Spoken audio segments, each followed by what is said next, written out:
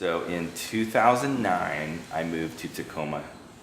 I had been traveling on the road doing music, and we settled down, got married at Union Station. We moved in. A couple years later, my grandmother passed away, and I found 3 or 4 of these old scrapbooks from the 20s, 30s, and maybe even earlier than that.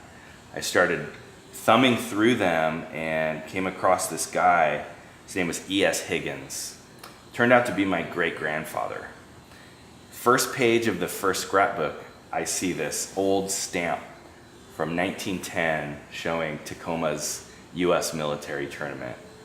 Come to find out, Edgar Higgins was a creative professional who lived here in Tacoma from 1909 until 1913. He was there to see the original "You'll Like Tacoma" sign come up. He was there to watch the original Union Station get built.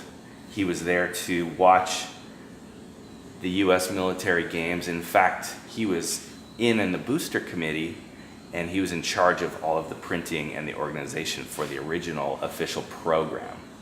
There's a good chance that he rode the very same Prairie Line railroad into Tacoma that we're now talking about today. He probably came into Union Station at some point, the same Union Station that I got married at 100 years later. The connection between my great-grandfather and myself has its roots in Tacoma, and we have him to thank for my entire family being here, or else we'd be somewhere in the Midwest. Art is about connections. It's about connecting people, time, events, and creating connections for future generations.